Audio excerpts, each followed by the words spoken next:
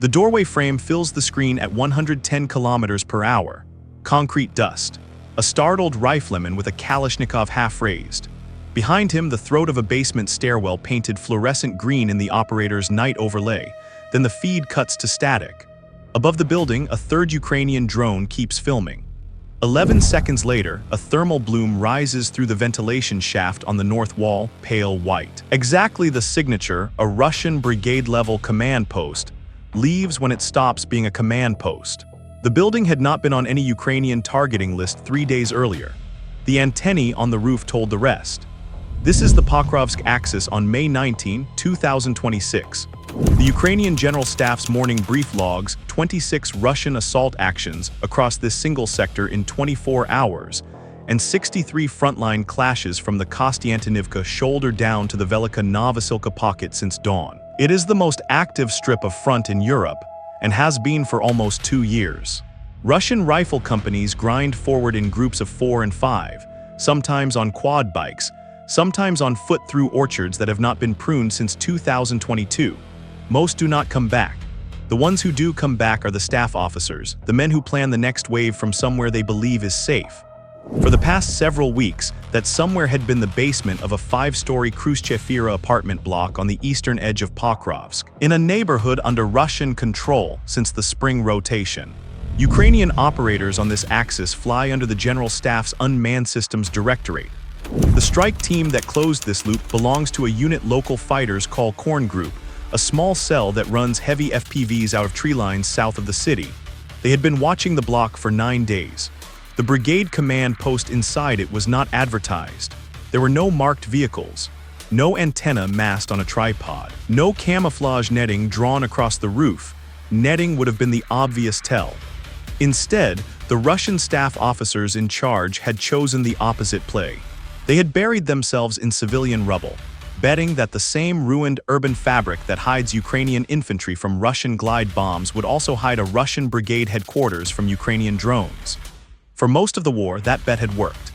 It stopped working because Russian doctrine still requires a brigade staff to talk. To corps, to artillery, to the air controllers vectoring Lancet 3 loitering munitions, to the Jaran 2 launch crews east of the city. Talking requires antennae, antennae require height, height requires a roof. And a roof in Pokrovsk in May 2026 can be photographed every 90 minutes by commercial satellite passes that Russia cannot shoot down. The block sat 6 kilometers behind the contact line, walking distance by the brutal logic of this front. A Ukrainian reconnaissance Mavic climbed to its service ceiling on a windless evening could see the courtyard with the naked optics of a $2,500 quadcopter. The basement entry faced inward toward the courtyard, sheltered from direct line of sight to Ukrainian positions in the industrial zone. Whoever had picked the building had picked carefully.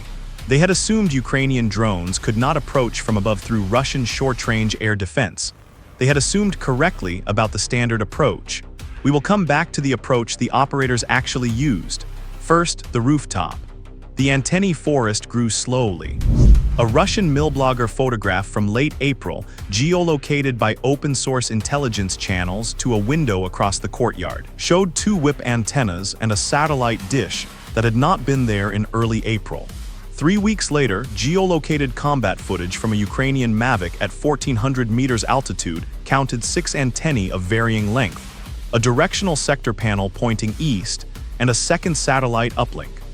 That is not a rifle platoon's communications kit. That is the radio architecture of a brigade tactical operations center, the kind of installation that talks to 15 subordinate elements at once. OSINT analysts on Telegram began cross-referencing vehicle movement into the courtyard against Russian transmission spikes detected by Ukrainian signals intelligence. The pattern was consistent.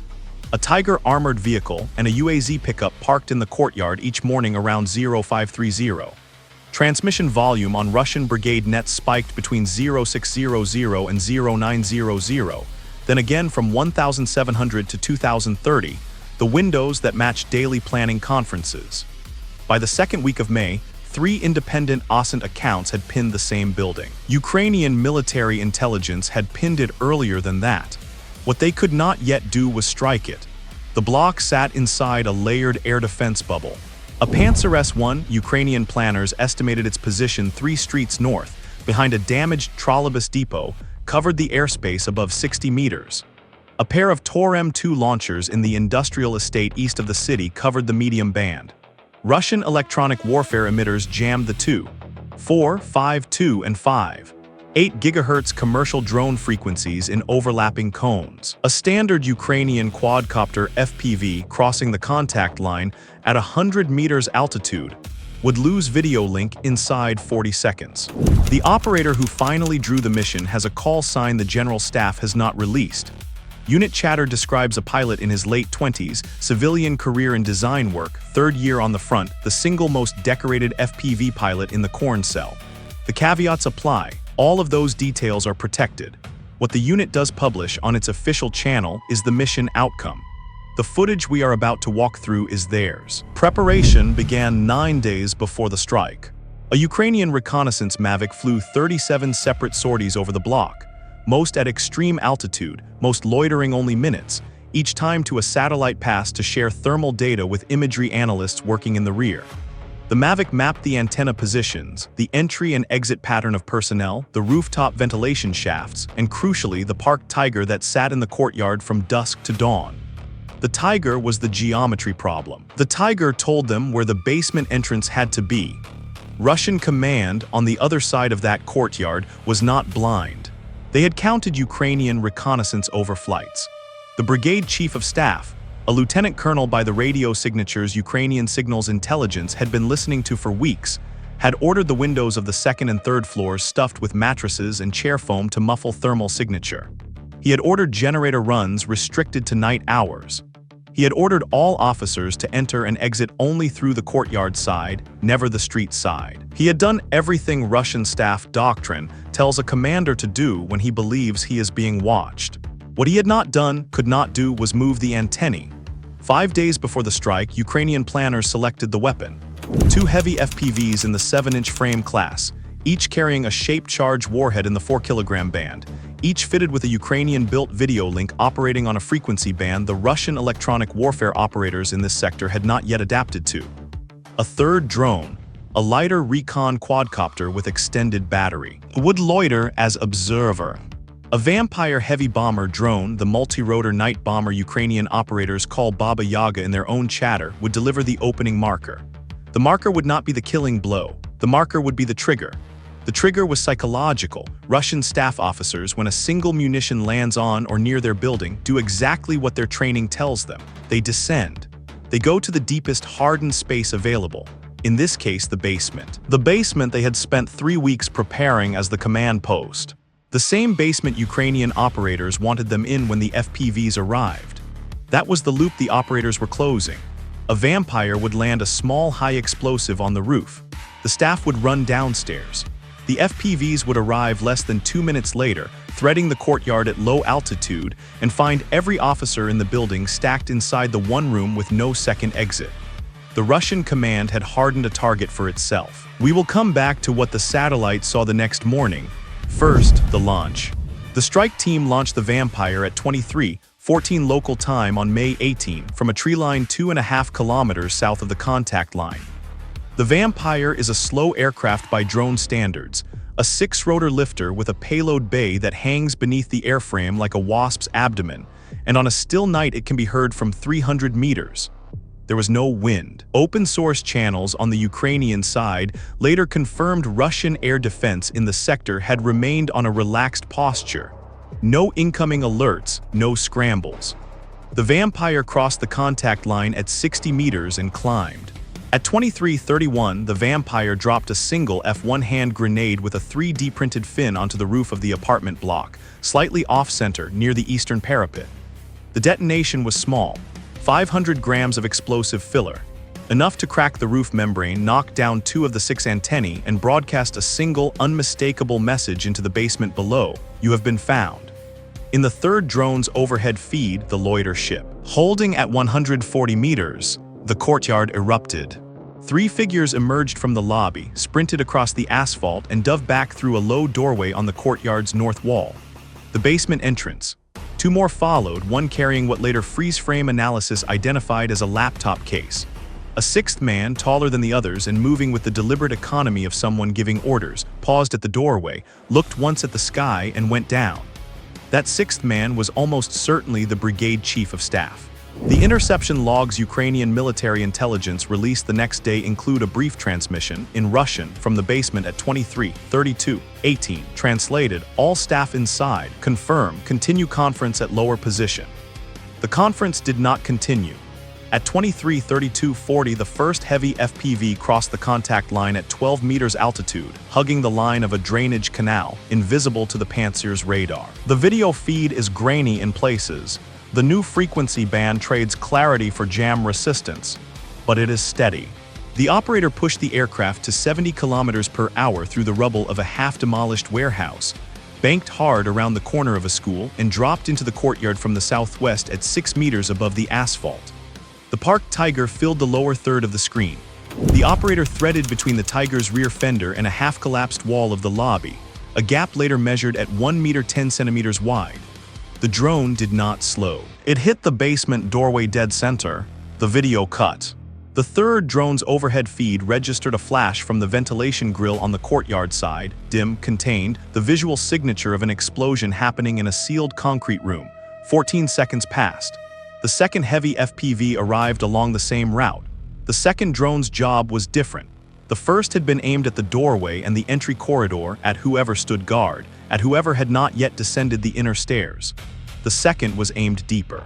The operator had memorized the building's internal layout from pre-war real estate listings retrieved by Ukrainian intelligence. Listings that included, for reasons no one has fully explained, basement floor plans of every apartment block in the district. The conference room, the room with the antennae feeds and the laptops and the staff officers, was 2 doors past the entry corridor on the right. The second drone made the turn. The video feed showed concrete dust still hanging in the air from the first detonation, a body in olive drab face down in the corridor, and the doorframe of the inner room dead ahead. The operator pushed the throttle one last time. The feed cut. At 23:34:11, the third drone's overhead camera recorded a second thermal bloom through the ventilation shaft on the north wall. Pale white. Sustained for 9 seconds. Then a smaller bloom, the antennae cable run igniting in the ceiling, followed by the visible sag of the roof membrane near the eastern parapet. The same parapet the vampire had cracked open 3 minutes earlier. The roof did not collapse that night. It collapsed slowly over the next 6 hours as the load-bearing wall beneath the conference room gave way, and the floors above settled into the void where the basement command post had been. By 03:00 on May 19, geolocated combat footage from a Ukrainian Mavic on a follow-up sortie showed the eastern third of the building's roof sagging visibly inward. The antenna forest gone, 2 of the antennae lying twisted on the asphalt of the courtyard. By 06:00, a commercial satellite pass over Pokrovsk, operated by a partner imagery service available on standard subscription tiers to OSINT analysts worldwide, captured the building from above in daylight. The roof was a bowl. A dark plume of soot ran from the ventilation shaft up the building's north wall. The Tiger in the courtyard was still parked where it had been the previous evening. No one had moved it. No one had been in a position to. By 09:00, body recovery activity in the courtyard had become impossible to hide. Russian millblogger posts on Telegram referenced a tragic loss at an unspecified Pokrovsk location, language Russian sources reserve for staff officer casualties. One millblogger, writing in the carefully indirect way these accounts learned to use after the embarrassments of 2024, suggested that command rotation in the sector had accelerated. Another posted a single image of a covered figure being carried across asphalt and deleted it within 90 minutes. The Ukrainian General Staff's evening brief confirmed the strike on the evening of May 19 in clipped, formal language. A Russian brigade-level command and control node in Pokrovsk had been neutralized, with significant losses to enemy command personnel and the destruction of associated communications equipment. No names. No casualty figures. Ukrainian doctrine does not advertise specific outcomes against named officers. The General Staff does not need to. Russian millblogger silence does the work for them. Intercepted Russian chatter, released selectively by Ukrainian military intelligence over the following 12 hours, painted the rest of the picture. A frantic transmission at 23:41 from a subordinate battalion lost contact with Brigade. Repeat, lost contact with Brigade. A response from a higher echelon node 16 minutes later, ordering all subordinate units to switch to backup frequencies and route requests through divisional staff. By 04:00, Russian transmissions on the relevant nets had migrated to a new location. Ukrainian SIGINT geolocated the new command post to a different basement, 2 kilometers further east, in what appeared to be a former school administrative building. The relocation took 6 hours. For 6 hours, a Russian brigade attacking on the Pokrovsk axis had no functioning brigade-level command. The assault waves logged in the Ukrainian morning brief for May 19, 26 of them, were ordered by improvising battalion commanders running on lower echelon doctrine. Ukrainian operators on the line described May 19 as an unusually disorganized day for the Russians opposite them, with attacks pushed forward without the artillery preparation or drone overwatch that had characterized the previous week. The infantry kept coming because Russian infantry on this axis always keeps coming. The orchestration did not. The financial math is a footnote, but it is a footnote worth reading. 2 heavy FPVs in the 7-inch class with shape charge warheads. A combined cost in the range of $3,000 to $4,000. A Vampire bomber sortie with a single grenade payload, roughly $1,200. A reconnaissance Mavic flying 37 sorties over 9 days, well under $1,000 in airframe wear and operator hours. Total Ukrainian expenditure on the engagement, under $6,000. The Russian losses are unclassified only in their general outline, a brigade staff, a command and communications suite. The operational tempo of an attacking force for the better part of a working day. Western defense analysts who track such things consider a 6-hour brigade-level command outage on the Pokrovsk axis a multi-million-dollar consequence in terms of failed Russian assault costs alone. Remember the antennae. The whole engagement turned on them. On the simple, irreducible fact that a Russian brigade staff in 2026 still cannot run a tactical operations center without radiating, and radiating still requires a roof. Russian command spent 3 weeks hardening this hide. They stuffed windows. They restricted generator hours. They picked a building no casual satellite glance would flag as a headquarters. And then they put 6 antennae on the roof, because a brigade chief of staff who cannot talk to his battalions is not a brigade chief of staff. Ukrainian operators erased the hide in under 9 minutes of flight time across 2 airframes and a marker drop. The doctrinal point lands hard on this axis. Russian forces have been pushing for Pokrovsk since the summer of 2024, paying in armored vehicles and rifle companies for kilometers of tree lines. Their planning assumed that command nodes, at least, could be kept out of reach. That assumption is gone. Every basement on this front now has to be assessed against the possibility that a $3,000 drone, flown out of a tree line 2 kilometers behind the Ukrainian line, can find the doorway in the dark and arrive through a gap 1 meter 10 centimeters wide. The Russian staff officers who survived the night of May 18 know this. So does the brigade that lost them. On the Pokrovsk axis at dawn, the 63 frontline clashes the general staff had logged since midnight kept going. They went on without a brigade command for 6 hours. They will go on tomorrow with a new one, in a new basement, beneath a new roof. And somewhere south of the city, in a tree line that does not show on any map, the operators who closed the loop on the last one will already be watching for the antennae.